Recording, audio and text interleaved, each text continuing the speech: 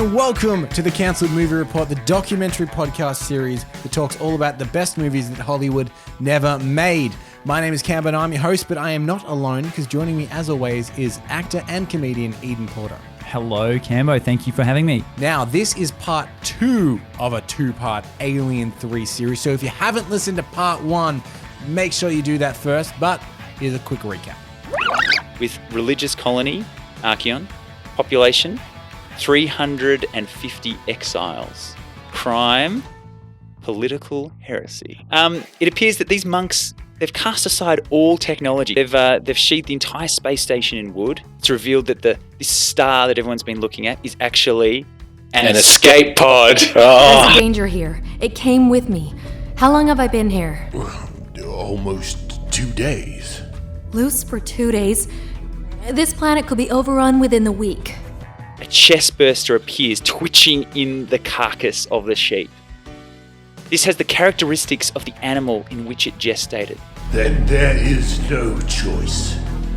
The evil is inside of you, and I cast you down. And she realizes there's someone else down there with her. There's another prisoner, Anthony. He's not actually a human. He's not an android, is he? He's a bloody android. There's one in every film. One in every Alien film. It's a common thing. Then Brother John arrives, begs Ripley for help. She basically tells it like all hell's breaking loose up there. They've got a mission now. Get to the technology room to find something to kill this xenomorph. Now, let's get back into the film. We cut to the formerly idyllic landscape. It's been reduced to a scorched battlefield. Wooden huts leveled, small fires up everywhere. The thick air has smoke and ash all in it now. Monks swarm across the countryside like ants. They're all holding scythes and pitchforks and hoes in their hands. A group of monks climb down a wooden hatch to an underground wheat field. Huge underground wheat field. Their faces filled with fear as they start to move cautiously into the wheat. The abbot is with them. He yells out, "Stay together! Don't split up! Make sure you stay together!" Then another moment, you can see something starting to move in the wheat. The wheat waves against the wind, begins to ripple. Trail of flattened wheat begins to fall, making its way towards the monks, zigzagging left and right. The lead monk cries and then disappears beneath the surface of the long grass. The abbot yells, "Run! Everybody run!" The alien thrashes at each monk, catches them, pulls them down beneath the grass. Torches fall, ignite the wheat field. The field bursts into flames. The monks start flailing their weapons, hitting each other in the panic. The alien rises out of the grass in front of the abbot. Its long, smooth head is no longer black and slimy. It's golden like the wheat.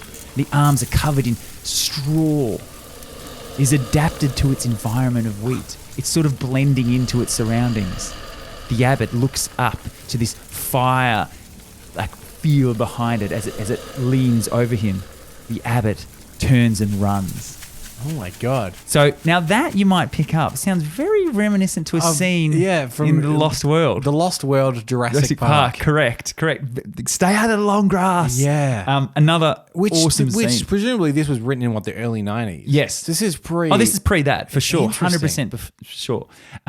Another really cool alien scene. Yeah. The wheat field, the tail. You can just imagine the tail going through and then just pulling them down the into monks. the wheat. And I like the idea that they got size. And so this whole field is now erupted in like fire. How long has this been? Yeah, well, exactly. I know. It's all happening pretty quick, isn't it? This alien is not messing around because Ripley woke up like an hour ago in a hospital and admired the idyllic landscape. And now it's a hellscape. There was one sheep alien, a quick court case, a little toilet massacre, and then everything has gone. Hell has broken loose. Yeah, absolutely. It is literally broken loose. And I think that is the... So they've got torches, I'm assuming, like rag on Pitchforks, fire. yes. Yep. So when they're falling, it's lighting the wheat. I know, which is pretty cool. But it's interesting. I think you can really start to see now this religious overtones. It's gone from the idyllic, almost heaven-like, people picking apples to stuff like that, to now what is essentially hell. Yeah. With fire and brimstone, which is, it's pretty cool. It is, pretty yeah. cool. And again, something that is present in the Alien 3 that we did get. There are the In fact, they have Ripley as the Messiah figure in that movie as well. So I want to get around. You said the alien had adapted to its environment. Yes. Now, this is another question for Campbell. Okay. Now, this is totally new to the alien mythos. Yeah. Okay. This is a total curveball. They've always been black and shiny. It's the T-1000. Correct. Yeah, correct. And now they've thrown this curveball. It's adapting to its environment. So it sounds like now they've added this element of sort of camouflage to it. So talk to me about this, Campbell. Well, this is what I find interesting is the alien. The design of an alien is so iconic and so scary, and the aliens that they're giving us are such odd choices. Yeah. They're giving us a sheep alien, and now they're giving us a wheat alien. Like, what an odd thing to do. Because, at least to me, what is the least scary thing in the world?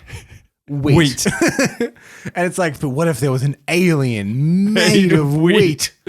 You know how kids don't like to eat their Wheat Bix? Thing is, like tall grass, like greeny grass, would have been quite intimidating. Yes. Yeah. But wheat is such an odd choice. This is sweet. You've got Wheat Bix. You've got cereal. I don't know. It's an odd thing. It is an odd choice, but how do I feel about that as a concept? How do you feel about it? So basically, they've added this camouflage, and it's not even just camouflage. It's sort of like almost because it said it had wheat-like appendages almost. Yeah. And it's like the arms were like straw. Yeah. Yeah, it's interesting. Do you like it or hate it? At the moment, I don't know. Because potentially there is a cool scene to be made of that ability, but a wheat alien isn't it. Yes, but maybe it goes into a different environment. Well, and see the potential of that, I'm quite excited about. Yes. Like what if it makes itself out of steel pipes that are shooting steam everywhere? That's classic aliens. You won't know what to believe then. But yeah, I am tentatively excited. Yeah. Okay. Yeah. So we'll see where things go from here. But how are you finding the journey so far? I see the problems with Alien 3 are still somewhat here, but unlike the Alien 3 we did get, this has some really interesting, intense set pieces. I know, that's what I really like. The biggest fault of Alien 3 and the biggest fault of any movie is that it's kind of boring. And for a horror movie, it wasn't very scary. But there's so many scenes in this, like the bathroom massacre, the wheat field, that you can really picture exactly how that would have gone, and they're interesting set pieces. But overall, I'm still seeing the same problems. Like they've just got rid of Hicks and Newt straight away, and so far better than Alien 3, but still not yet like a forgotten classic. Yeah. Okay, that's good to know. Well, let's keep getting into it. So we're back with Ripley and Anthony and John. Yeah, they're climbing up the shafts towards the technology room because remember they've been locked deep down in the basement. Yep. They're now heading down these narrow corridors, which is another hallmark of the Alien franchise. Narrow wooden corridors this time. The Weyland-Yutani Corporation hates a wide corridor. They hate it. Yeah. Maximum 6 feet wide. I know. I need Maximum. to feel claustrophobic. You could lie down in it just. Now they notice blood is dripping down the walls. Of course it is. As they hear something coming. They flatten themselves against the walls into the darkness. Brother John waits there. Something gets closer and closer and closer. He jumps out and grabs the thing in front of him, which I'm not so sure is a great idea. Turns out it's not an alien at all. Is it a dog? No, it's the Abbot. Oh, it's our good friend the Abbot who ran away from the alien. Because I'm concerned about where this dog is. Well, yeah, we'll have to, Let me just tell you. We have to check back in the dog. Chekhov's dog. For those unfamiliar with Chekhov's gun, as a rule, if something is set up in the first act, it better come back by the third act. Let us hope that it does, my friend. Okay, well, let's check in and say now they've just met up with the Abbot and they're down in the corridors. Let's check in with them now. What are you doing down here, Father? You look like you've seen something that doesn't exist. I was their spiritual leader. I was not prepared to lead them in battle. Not against that thing. No one could be. I thought you said the evil was inside me. That sealing me up was the answer to all your problems. Destruction. this destruction that you have brought to I us. only tried to warn you. What are you doing with this woman? We are going to the technology room, trying to find some way to fight this. Brother, you do not join the devil to fight the devil. She's helping us. Look who defends the deceiver, the one that is not even human. John, can you not see what is happening on ancient Earth? Many believed that God had abandoned them, so they flocked to the devil, hoping to save their bodies and losing their souls in the bargain. Father, we're all on the run from the same monster, so let's not resort to the fire and brimstone routine. I've been enlightened about your movement. Huh? Pretty funny to be tried for hearsay on a planet of heretics. Please. The time for pretense is past. I was trying to keep you quiet. Sir? I do what I have to do to keep the Brotherhood in order. They all stopped believing in Earth a long time ago. How do you think they would feel if told they were exiled in vain? That the nuclear holocaust that they had prepared for never came? Those men up there have learned to live with it. And with you as their leader. And you threatened that status quo. So you, protector of knowledge and truth, lied to them. Only about you. The rest I do still believe. If that Earth still orbits the sun, there is no way it could have survived barbarism. You're as bad as the company. Ripley. That's why you ran. After all your talk, death stared you in the face and you were afraid. Not of death. The alien. The organism. The devil. So this is a classic horror movie trope, isn't it? Yeah. It's almost a Dana Scully, if you will.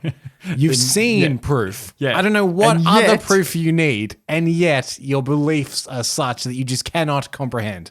It's interesting that they're spending a lot of time about this idea of religion and technology and Earth and stuff and like this that. idea that Earth is no longer there. Yeah. Though, as we now find out, there's actually no proof of that. Yes. That's just what they believe. It can't possibly have survived. Yeah. So we do not comprehend that it's still there. And it's sort of like the thing of like, well, you're trying to make the best of a bad situation. They've as monks, they're like, oh, well, we got away, we survived. When in fact, they're probably living a really terrible life. Yeah. Yeah. And it seems that arguing with him, it's akin to arguing with a flat earther in a sense. But this is there is an earther. You know? It's a wooden earther. Yeah, it's a wooden earther. And he's just refusing to see any other point of view whatsoever. Yeah, and look, at the end of the day, I like this character building stuff. I think it's good. Oh, And yeah, I think, of course. I don't think you need to just have an alien running after people all the time. You need to have this sort of story coming out about why they're trapped here and what they did wrong and stuff like that. I think that's really interesting, and especially with what's going on with global warming and stuff like that. Like that sort of tied into it stayed quite relevant. Yeah, which is really interesting. And I think, you do get people that say, especially a movie like Alien, that, it's kind of boring. They talk for so long. But without that, you don't care what happens to them. 100%. And I think that is the difference between a movie like that and a movie like the Fast and Furious franchise. I don't know anything about any of those characters. Like, what do any of them do day to day? What do any of them believe apart from family? I don't know. It's all about La Familia. Yeah. So I think that is the kind of difference. And that, to its credit, is something that the Alien franchise at least used to really, really rely on, is making you really care about the characters and then putting them through absolute hell. Yeah. And then they did Alien versus Predator. Yeah. And then Alien vs. Predator Requiem. Oh, my God. Let's get back to our heroes. The four companions now make their way through more corridors. And the abbot, of course, knows exactly where the technology room is, and he agrees to take them there because they are under attack. Yeah, but she's got something plugged in there, like a phone charging or something. Or a lightsaber, maybe. They turn a corner and they reach what the abbot tells them, this is the final corridor to the technology room. The corridor is it's candle lit all the way down. Of course. Anthony stops. Everyone sort of looks at him. Then he puts his walking stick down on the ground. Snap. There's a man trap. And they notice there's hundreds of man traps all along the floor. Right? Interesting. So good on you, Anthony. Android sensors, kicking goals there. Brother John, he takes a loose board. He rips it off the wall, and he's got that, and he uses it to start. He starts poking the traps in front of him. So they're sort of making their way very slowly. Each one they hit, it snaps shut in front of them. It's like a minefield of man traps. Yeah, correct. Yeah, exactly right. So everyone then follows Brother John's lead. They all start grabbing bits of wood, and they start like springing the traps in front of them as they make their way towards the final door at the end of this long corridor. Ripley, John, and the abbot, they all manage to get all the way to the door, but it's locked. Ripley then finds, just to the side of the door, an old primitive keyboard. She starts sort of looking at it and typing a few buttons, and surprisingly, it comes to life. At the same time that she's looking at that, Anthony again senses something behind him, and the wooden wall begins to move slightly. The alien has now adapted itself to look like wood. Oh no, that's the one thing on this planet. It's their weakness. It's the one thing. It's the one thing that's everywhere. Anthony steps back in horror. Not that an android can really feel horror or anything like that, but he steps back. His best assumption of horror. Yeah, exactly. I'm just trying to mimic the humans. But as he walks backwards, snap goes a bear trap on his leg. His leg starts pouring out the white blood. Why was he programmed to feel pain? Yeah. The alien then grabs his arms. Yeah, so it's grabbed. So he's got a foot in a bear trap, and he's grabbed both of Anthony's arms. John then turns around, seeing Anthony's predicament. He starts running over towards Anthony. Careful. As he's running, he's sort of slightly knocking traps and things like that, and they're sort of flying off in either direction. They start snapping sort of around him. The alien spits acidy blood onto Anthony's face, and it starts to bubble and melt into that white sort of alien. Yeah, that weird paste. Paste that they have, yeah. John then gets to him. He begins to hit the alien with his piece of wood that he's got. Its tail wraps... Use the wood to destroy the wood. Yeah, exactly. Interesting. It's wood's one weakness. So then the alien's tail rips around and just actually coils around Brother John's waist, lifts him up into the air, and dangles him upside down towards its mouth. So we've got Anthony's being held in front of him with acid on his face, and Brother John is now wrapped up in the alien tail, dangling upside down. It then slowly starts to open its jaw and extend the classic inner mouth out. It starts snapping right in front of Brother John's face. Brother John reaches down just before the mouth gets within striking distance, and he grabs a trap in his hand and brings it up to snap on the alien's extended mouth. Yes, great. Which is awesome. Great. It bellows and thrashes about with more traps are suddenly going off all around it. So it's starting to roll around, traps are going off. It drops Brother John on the ground. Ripley opens the door finally, yells at everyone, get inside, get inside. Anthony's been dropped to the ground. John grabs what's left of him after his melted face, picks him up, slowly starts pulling them all towards the door. The alien thrashing about, just traps going off everywhere. It starts to clamber towards them. Just as they get inside, Ripley hits the panel and the door slowly starts closing as the alien's getting faster and faster towards them, and slam! The door closes with the alien thrashing about on the other side. That's not a door, it's moving. It's adapted itself to look like a door. So that's another pretty cool, intense Another setting. great set piece. I know. Another screenwriting trope that I love, which is the frantic person typing. Oh, yeah.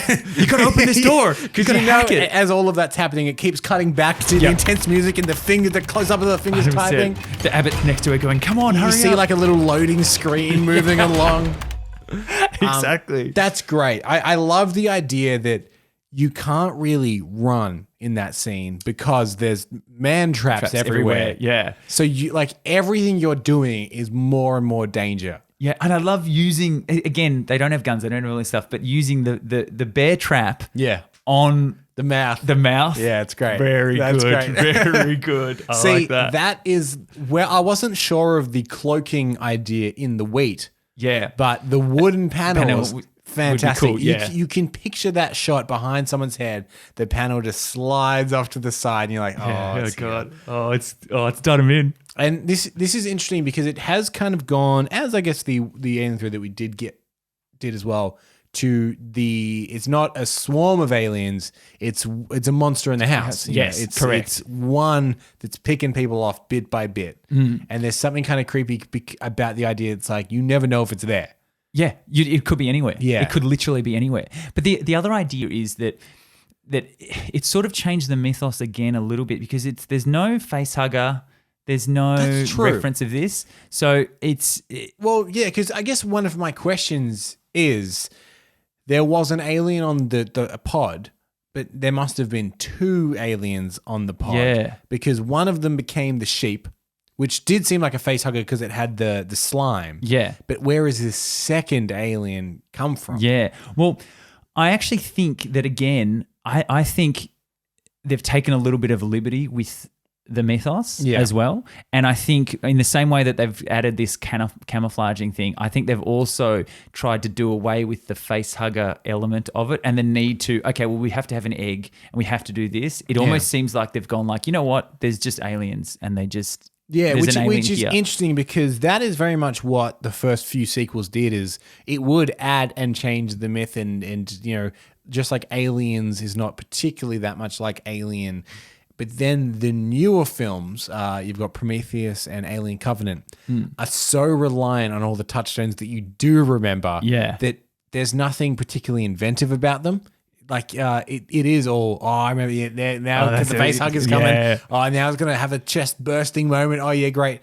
But I think there's something in actually evolving a franchise as well. So I'm actually, even though it's weird to have an Alien film without a face hugger, I didn't necessarily miss it. Yeah, in fact, I true. didn't even notice it wasn't in there until you pointed it out. And I think the other thing that, like, obviously in the first one, they have the face huggers and it's thing, but they don't talk about a queen in the first one. They don't talk about anything. It's just this is this weird life cycle that this thing has. Yeah. And then it's only until you get to Aliens that that James Cameron introduces the idea of there's a queen that lays eggs and they're like a hive mind, they're more like insects. And then this in itself is maybe this is taking in a different direction. Maybe it's like, oh, well, there's something else going on here as well. Yeah, and there seem to be like hunters in this. Like it is camouflaging itself. Yes. It's picking people off one by one.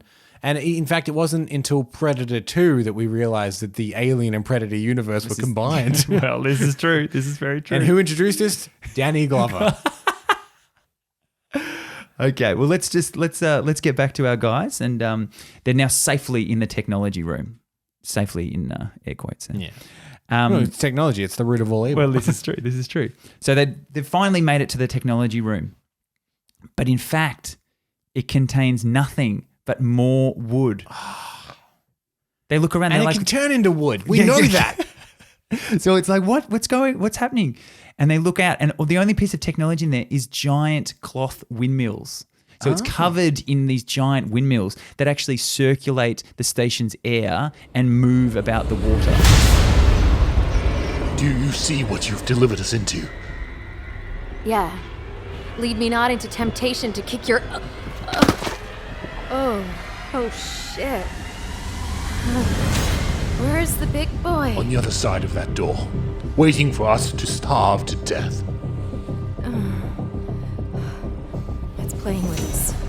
It could get in here anytime it wants. And why would he enter? He knows one of the people in this room is in league with him. Sir, we are all in the same corral, so to speak. Maybe more than one of us. Let's talk about the facts, Mr. Abbott. This is your technology? Even this is forbidden to us. Well, then, the facts are that we're screwed. An ecosystem. Nothing to recycle your atmosphere except the green plants. Winds generated down here. Windmills use the natural surface winds to turn wills underground, create tides on the seas to recirculate your water. More than that. There are pumps beneath the floor. I can feel their vibration. Probably pumping this air through charcoal filters. Ugh. It gets colder all the time here, right? Yes? Your wood-burning fires throw soot into the atmosphere, building the cloud layer, cutting off the sun's rays, cooling the planet, forcing you to burn more wood. The greenhouse effect. It's how the Earth almost destroyed itself in the late 20th century. Don't you see? This is a planet set to self-destruct, not in 10 minutes or 2 hours, but soon. Your atmosphere is finite. If the planets die, the fires will eat up all the oxygen, this planetoid will be dead, everyone will die. I was just hoping I would be dead. Long before it came to this. What? We are supposed to die here. That was the point. Wait a minute. You were exiled? The punishment for our crime was death. This planet is a supreme triumph of the planned obsolescence. A certain amount of primitive materials with an atmosphere processing system as fragile as the real environment, but not replenishable. Poetic justice for the anti-technologists. The company's best work. You know, I used to be a corporate executive. A middle-range VP. And then my wife got hit by a speedcraft, and I chucked it all and I joined the order. Become a monk, see the world. Being here, being chairman of the board. No. Now I understand why I landed here. To join you happy lunatics in your deaths. Ripley, wait. Where can she go? She's trapped. Trapped inside her own prison. Prison of her mind. Inside her mind. Dancing. Sprinkled light. Dance with the June bugs in the recesses of our minds. Suddenly, a xenomorph bursts from the abbot's head. He sent him to us. That bastard outside. I can't get away from him. He's fucking with my mind. He's my punishment. I'm confused. Before you said it came out of the torso, not the head. I don't feel like a discussion of alien biology. Ripley, don't. I should just wait for the air to run out. I believe. I know that we can win. There is answers in the books. Your books? Your books are gone, brother. Your world is gone. Once that thing starts to lay its eggs, all your brothers, if they aren't already, are dead. If that's true, then all of us, the books, are consigned to ashes. Ripley? What? There are several inconsistencies between this and the other aliens you described. Give it up. I think this is important. This may help us fight it. The creature that I fought in the hall when I first saw it, it had camouflaged itself to look like wood. Wood. When I saw it in my room, it looked the way it did before, black. Mechanical. Unless that was a dream. I don't think it was. I think that this creature, if it is the efficient predator that you say, has the ability to somewhat adapt to its environment. Then the reason they've always looked the same to me is that I only ever saw them in the same environment. Or this may have been an yet unseen stage of development. You saw a queen. This could be a king ant, more highly advanced than the drone, bred for survival. How does this explain the thing that came out of the U's chest? The abbot's head! Maybe it can deposit different types of eggs. The chest burster is probably dormant until the host eats. The first one I ever saw came out of Cain after he started to eat. No. No what? No. We're not beat yet, Father. Brother. Brother. Not yet. If he's taunting me, then maybe we can use that. We can beat this bastard. We can get to my ship. We can live. Okay. A lot to happened unpack there. So, to be clear, Okay, yes, go the for it. abbot's Campbell. head exploded with an alien. Yes. Great. When he starts talking gibberish. Yeah. His brain literally Oh my explodes. How crazy is that? Right. And presumably he was somehow infected in his wheat field. Yes. Yeah, that's what it's endeavor. implying. Right. Yeah. And then Wow. it's implied that the alien then let him go to like chase Ripley and stuff and join up with them. And then, Yeah. A very be a sleeper agent. a very like explanation heavy segment there as well. Yeah, very bit like an expedition dump there. Yeah. Like even explaining the theory of why these aliens are different to the other aliens. Well, and that's what we sort of touched on before. It is this idea of, these ones maybe don't need facehuggers, and he can just impregnate people other ways, and they're a different type. The analogy of the ants is quite helpful because as soon as he said, well, there's a fire ant, there's a queen ant, you go, oh, of course, yeah. Of course, that makes sense. They're ants. They're different ants. But what are your thoughts?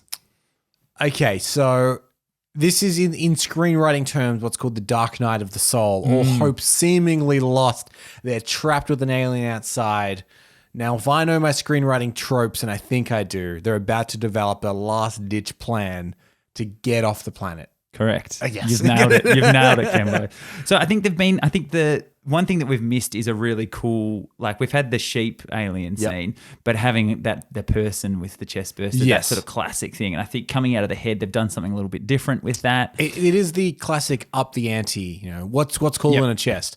A head. Yep, exactly. Burst out the head. Yeah. And I'm imagining like a racer head style explosion of the head. That's exactly what I was thinking as well. Just all over the place.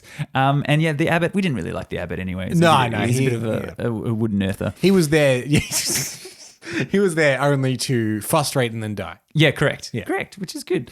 So he served his purpose. Yes. So good on you, Abbott. Good on you, Abbott. Do you have any questions, Camo, at this point? Because we're getting to the sort of the final act now. Yes. So I'm assuming that the pod may play a role to try and fix it. I'm still wondering where the dog is. Yes, don't worry. Don't worry about old Matthias. They've set old Matthias up and he hasn't paid off yet. But no, I'm just interested to know, because it does seem they're in dire straits, how they're going to get off. Ripley and Brother John elect to make it for the Seleco escape pod. So Brother John knows where they've boarded it up in the shed or the barn. They raised that barn, yeah. And they've gone, if we can get there, Ripley says, if we can get there, I can get us off this station. Great. However, Anthony, he's a shell of his former android self. He's falling apart. He's got acid on his face. He's forced to stay behind due to his damage. He's hanging apart. So he's not going to be any help. He can barely walk. After they decide, they go, okay, we're going to make out for this. We're going to leave. They leave. And as they leave and get out of there, there's just Anthony sort of sitting underneath a windmill, sort of guts hanging out, sort of face sort of hanging off.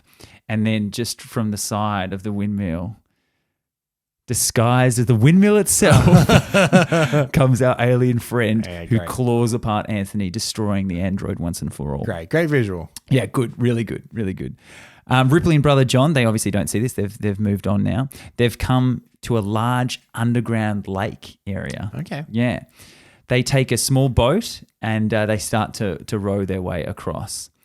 Then we have a shot from above of them rowing over the lake where we see ripples in the water behind them as the shadow of the alien, you can see them swimming underneath their boat, silently stalking them, which is another very cool visual and something that they do in Alien Resurrection as well. It is, yeah. It's almost like a crocodile. Yeah, exactly. The way that it's very silently stalks its prey. Yeah. Heaven has become hell as they reach the surface. They pop out on the surface. Fire and bodies are everywhere. Eventually, Ripley and Brother John, they start making their way towards the library. They're literally walking through this fire and brimstone sort of stuff. They get to the library, which is just below the escape pod. They've actually hoisted the escape pod into the sort of the wooden area of the top of the library. The wooden area. Yeah, they've barred it up with wood to make it look like a barn, so it's all locked in there. Brother John starts collecting up books from the library because he loves his books, mate. He loves his books. He starts grabbing them off the ground, sort of saying like, look, we need to protect these books. The fires are outside and everything like that. And as he bends down to collect the book, what do you think's revealed behind him in the doorway? I want to say a big xenomorph head. Oh, yes, Cambo. A big xenomorph head's in there. Made of what? Books? Disguised exactly. That's not a bookshelf. Oh my god! It's a giant, Little Women books coming towards us. It's looking worse for wear though, because remember, its face is half torn off. It's missing its inner jaw. It's got the acid blood sort of coming down. It's half of its foot is actually missing as well from a bear trap as well. So it's looking pretty dire. So it doesn't have its same sort of speedy stuff. It's kind of hobbling. Think of like Terminator, you know, when it's like sure. it's sort of crawling along after right. them. So it starts making its way into its half of its tongue is hanging out of its mouth. Parts of it still look like wood, parts of it look like wheat, parts of it look like sort of the windmill. Like it's sort of, again, Terminator, you know, when the T-1000 starts morphing between different things. Yeah. That's what I'm getting from this. It's sort of half camouflage for everything. It's sort of malfunctioning. It's still got Anthony's waterlogged limp body in one of its hands. Now he's just taunting him. Yeah, massively. He's holding it. He then pops off Anthony's head like a grape from the branch, serving no more purpose than to just freak him out. I can imagine he does that. They all scream. He's like, imagine what I'm going to do to you, see? He then tosses the corpse at Ripley's feet. Great. Yeah. I like that. In the original Alien, it was just kind of a senseless beast, but this one is vindictive. It does feel like I don't know, maybe it's got some sheep DNA in it as well. I don't know. It's similar to the arc, I guess, of the Jaws movies. Oh, yeah. Where in the first movie, it was a shark. But by the time the fourth movie came around, the shark was after vengeance. Yeah. It was literally Jaws, the revenge. So in this one, it's now like, this lady, I swear to God. Man, look what I've done to your mate. Yeah. Now piss off. Here he is. Chuck him over there. Now, in this commotion, obviously the alien's crawling across to Ripley and Brother John. Ripley starts backing up against the wall. She looks around. She's got books all behind her. She can't get out. This could be the end for Ripley. Looks like there's no way out. Yeah, unless she John Wick Chapter 3's it. Uses the books as weapons. That would be one thing, but what would be another thing that could happen that could save the day right now? That Chekhov's dog. That maybe Chekhov's got dog! established at the start of the film. Oh, what a good boy. That's right. Matthias jumps out of the darkness and grabs onto the alien's good leg, starts barking and nipping at the alien, giving Ripley a chance to charge at the alien. Picks up on her way over. She picks up one of the poles that's sitting on sort of bit and just shafts it straight into the alien as Matthias is biting its legs. Its acid blood starts to flow from the wound. It hits the ground and it actually causes the floor to burst into flames because of the acid. So it starts more fire. As they struggle, all three of them are struggling on the ground. The floor itself becomes weakened and cracks and then shatters and they fall down. And what's below the library? Well, of course, it's the glassworks area. Oh, no. So we're down in the glassworks now. John has also fallen through. So John is hanging one-handed over the molten glass. So he's literally hanging above the molten lava below with one hand. Ripley is hanging onto the ledge of the broken floor from up top, and the xenomorph falls as it's just sort of holding on to some of the wood on the side, dangling over the molten glass. Yeah? Everyone's flailing. Matthias is barking, everything. And then they look across and the alien loses its grip on the bit of wood and falls down into the molten glass below. Into the lava, starts bobbling and sinks underneath the 1,000-degree liquid. Ripley drags herself back up to the top of the wood. She then leans over, grabs John's hand and pulls him up. In all great horror films, just when you think things are over, it's never over because suddenly the alien jumps through the surface of the molten glass, lands on the ground. The alien is now a sort of pulsating lava-like camouflage here. It's dripping with molten glass all around it. John yells out to Ripley to pull the lever next to her. She blindly reaches out with her hand, grabs the lever and starts to pull, and it's just stuck. The alien's walking the lava, this glass. She pulls it, and then it cracks open, which releases a huge vat of water that's used to cool the glass. It then pierces down, flows, and lands on top of the alien as it howls and screeches as it flails about. The molten glass instantly cools, and it explodes into a million pieces. Yeah, classic. That's a classic. Which is what ends up inevitably happening in Alien 3, as which is does exactly the third act takes place above vats of molten lava. Exactly. So then Ripley, Brother John, and Matthias the dog. Yeah, great. They gather all their thoughts together. The library's on fire. They grab it and they start making their way up to the escape pod. But as they prepare to leave, Ripley realizes something. She feels a pain in her own chest. Something moving about inside her own chest. She realizes there's a chest burster inside her. She prepares to send Brother John away. Says, no, you're going to be the one that survives. You're going to go on the escape vehicle. Leave me. I'm going to die here. She's like, I will die here. I'll kill this alien. However, Brother John, he refuses this. He's a man of medicine. So he runs back into the fire, right? And he's looking for some books. Right. Of course. He's looking for some books, and he finds one about exorcism. How to get an alien out of a woman without killing her. Yeah, exactly. Oh, volume 2. Oh, no. Damn it, I need the original. So he finds his book about exorcism and he brings it out. So Ripley's now writhing in pain. And I think the only thing saving her is that she hasn't eaten yet. Of course. So that hasn't initiated the bursting of the chest. So he's doing an exorcism. Yeah, so she's now lying outside the escape pod. He's there next to her and he's looking at this thing and he's basically, okay, what do we have to do? It's the spirit is inside her, the evil spirit. We need to get it out of her. So he puts together some like herbs or whatever he's got with him in his little medical pouch. And he starts to sort of pour them into her mouth. And then he starts to beat on her chest and starts massaging her chest upwards. Oh, no. He's doing the Heimlich. Yeah. Then he reaches down with his vase and he starts sucking. He basically starts giving her mouth to mouth. So he starts sucking the air out of her, he's massaging her chest.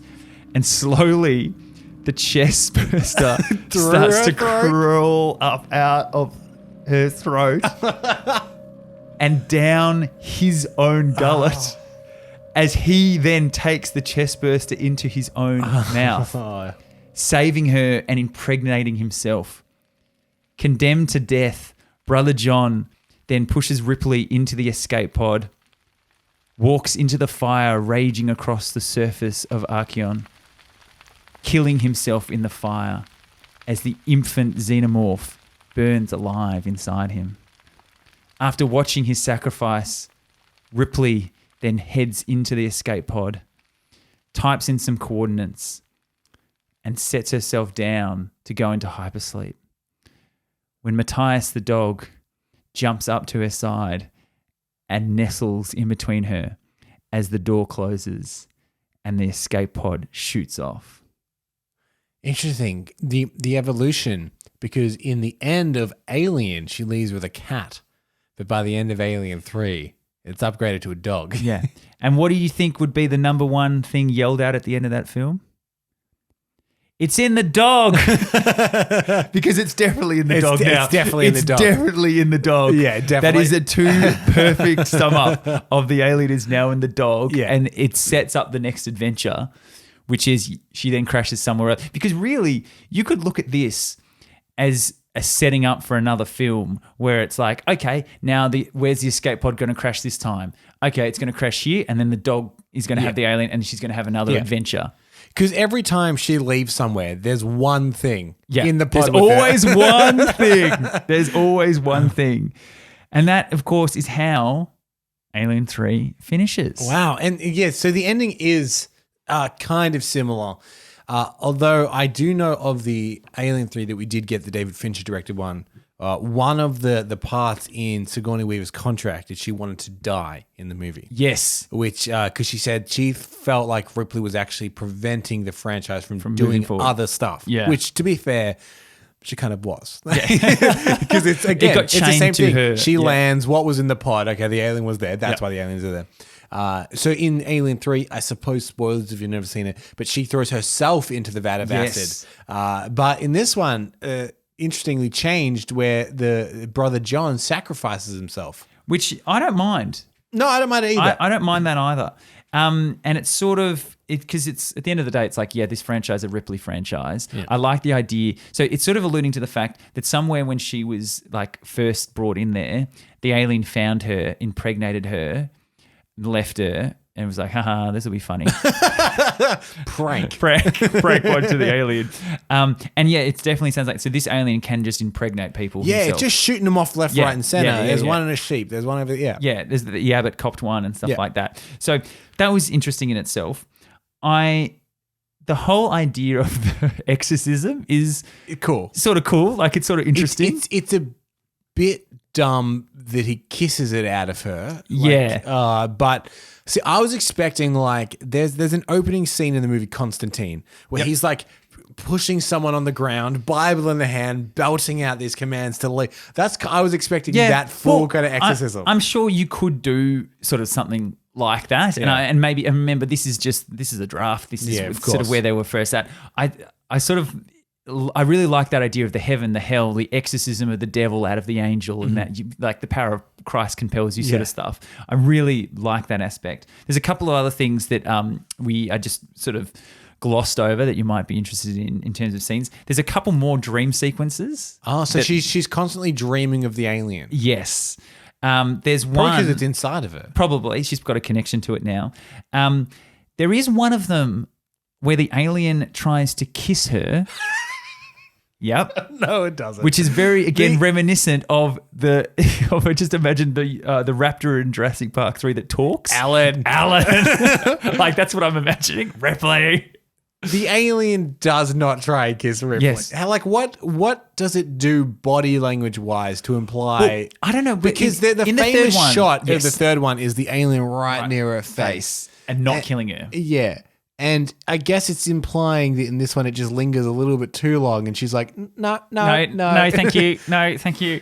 I've got a couple more images here. There's another scene that they didn't really flesh out as much, but it's actually in the library, and you can see the alien actually killing a bunch of monks in the library. It's during part of the craziness scene where it kills everyone. There's actually I'm loving these robes as well. Yeah, the robes are great. But the idea that the library's on like these sort of lifts that you pull up with rope. Yeah, they're almost like little swings that you stand on that you pull up. Yeah, it looks sort of cool. And imagine the alien clambering up the books and jumping on them and killing them as well, which is another cool sort of scene. It's a really cool image. And it's interesting that all of the concept art is like that black and white etched style of concept art as well. Yes, yeah. Like even the concept art is kind of old-fashioned in that way, in itself. Yeah, exactly.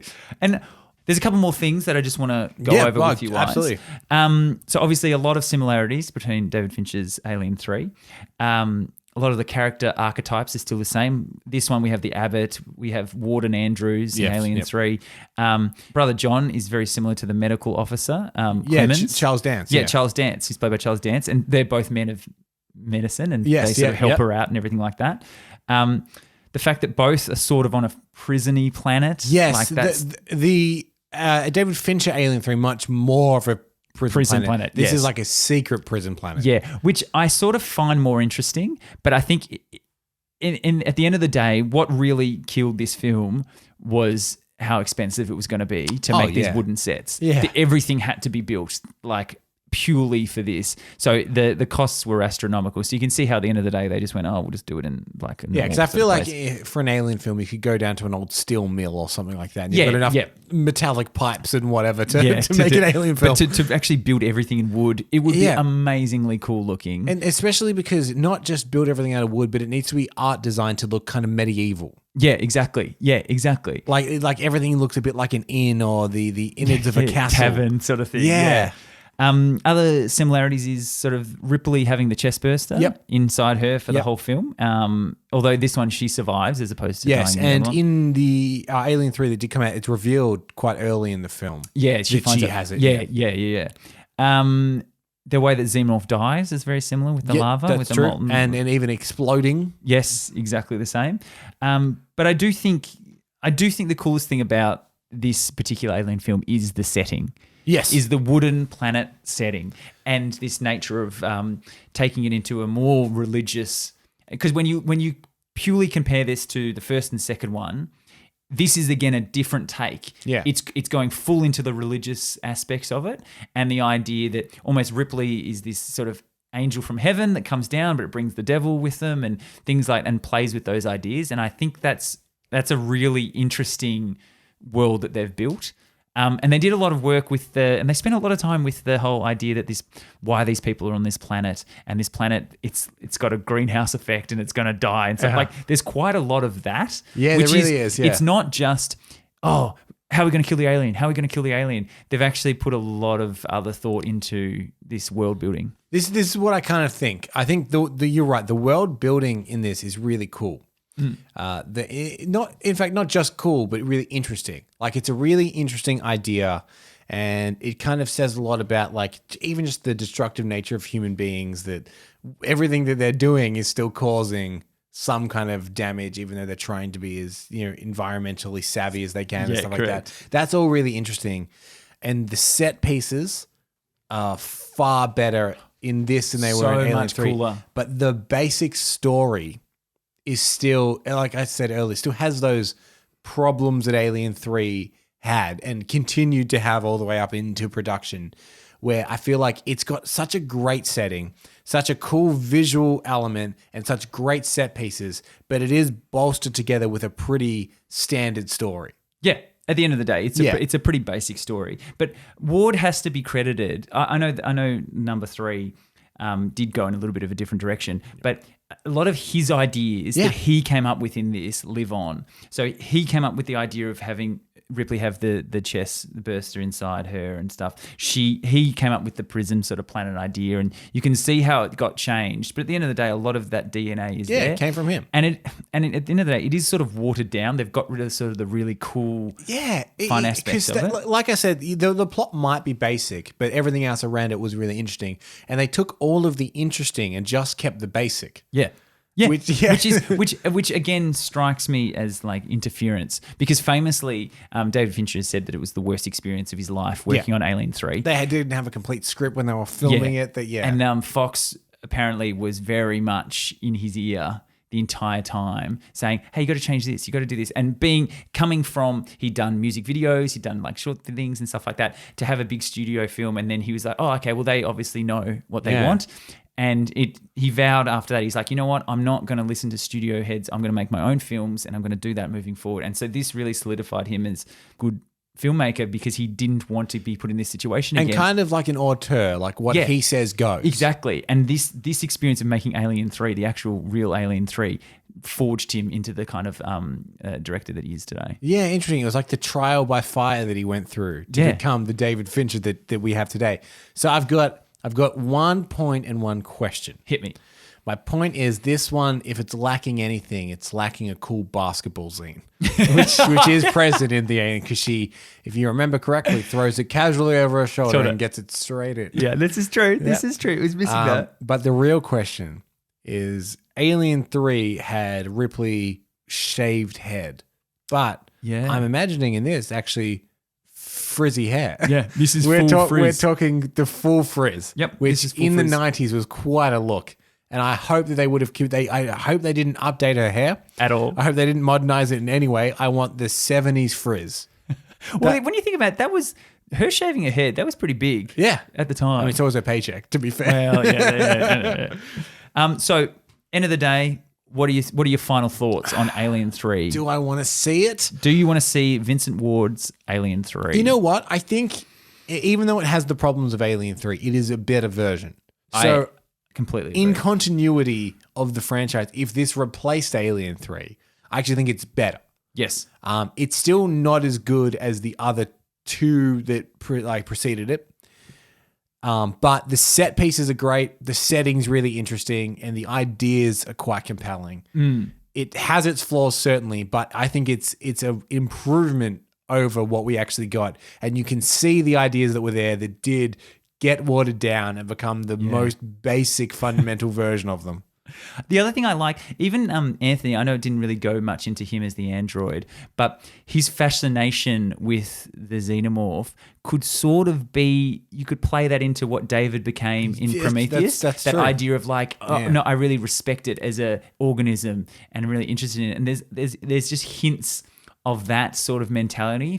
He really respects it as an animal. That's kind of interesting. It's like he doesn't judge it based on its actions or anything like that because he doesn't really have those core emotions to relate to it. So he just sees it as an organism and it's something that's quite interesting. So you're the same though. You want to see this film? Oh, definitely. I would have loved to have seen this film in lieu of Alien 3. I think the best scene in Alien 3 is the corridor chasing where they're trying to lock it in the with the good blue screen. Yeah. But the POV nature of that looks really cool. Yeah. But then another thing that Alien 3 is really famous for is its terrible CGI. Yeah. It has dated so badly. Yeah, if you watch because it again. the thing is they filmed a lot of it on plates so they could like comp it into a scene. So they filmed it on a blue screen, then they comped it in the screen. But because it was very early in that process technology-wise, they didn't blend it at all.